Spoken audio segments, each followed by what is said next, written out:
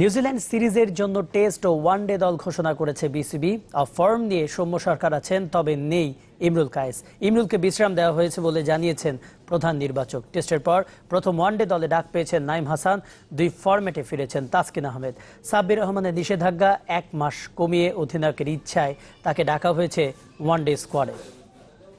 Sabbir Rahman Roman, মেহেদী হাসান মিরাজ, নাইম হাসান। শৃঙ্খলা ভঙ্গের দায়ে নিষিদ্ধ সাব্বির রহমানের অন্তর্ভুক্তির চমক দিয়ে ঘোষিত হলো নিউজিল্যান্ড সফরের 15 সদস্যের ওয়ানডে স্কোয়াড। ভালো খেলা, যেহেতু 50 ওভার্স গেম। 28 ফেব্রুয়ারি নিষেধাজ্ঞা শেষ হওয়ার কথা থাকলেও 1 মাস শাস্তি কমিয়ে 28 জানুয়ারি মুক্তি মিলছে সাব্বিরের।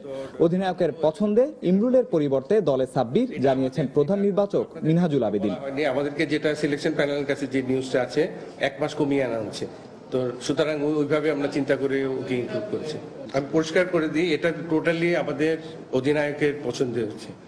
ওর খুব জোরালো ভাবে আমাদের কাছে দাবি জানিয়েছে ওকে নেওয়ার জন্য, এবং আমরা দুজনে এটার পরে এগ্রি করে ওকে নেওয়া হয়েছে। ওর এমন একটা খেলোয়াড়কে চাচ্ছে যে 7-8 নম্বরে ব্যাটিং করতে পারবে, বা 6-7-এ গিয়ে ফাস্ট বোলারকে মোকাবেলা, কারণ ইংল্যান্ডের কন্ডিশন হচ্ছে ডিফারেন্ট।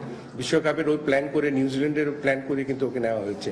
দলের বাকিরা হলেন অধিনায়ক মাশরাফি, তামিম, মুশফিক, মাহমুদুল্লাহ, সৌম্য, লিটন, সাকিব, রুবেল, মেহেদী হাসান, সাইফুদ্দিন, মোস্তাফিজ ও মিঠুন। ওয়ানডে স্কোয়াডে প্রথমবারের মতো ডাক পেয়েছেন চিটাগং ভাইকিংস স্পিনার নাইম হাসান।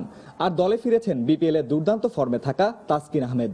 ইমরুলের সঙ্গে বাদ পড়েছেন আরিফুল, নাজমুল অপু, আবু হায়দার।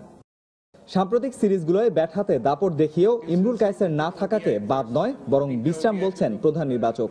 বিপরীতে বিপিএল এর 6 ম্যাচে মাত্র 48 রান করেও আছেন সৌম্য সরকার। সেই বিপিএল পারফরমেন্স অবশ্য তাসকিনকে ডেকে এনেছে দলে। দুর্দান্ত পারফরমেন্সের পুরস্কার 2 স্কোয়াডে তাকে জায়গা দিয়েছে।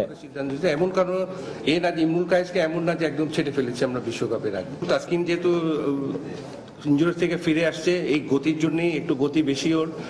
নিউজিল্যান্ডে আমরা মনে করি যে বাউন্সি উইকেটে, হয়তো ফার্স্ট উইকেটে হতে পারে, ওর কাজে লাগতে পারে, এই জন্য ইনক্লুশন করা। একই সংবাদ সম্মেলনে ঘোষিত হয়েছে 15 সদস্যের টেস্ট স্কোয়াডও। ফিরেছেন আবু জায়েদ রাহি, তামিম ইকবাল, তাসকিন। আর উইন্ডিজের বিপক্ষে সুযোগ পেয়েও ব্যর্থ সাদমান ইসলামের জন্য নতুন চ্যালেঞ্জ নিউজিল্যান্ড।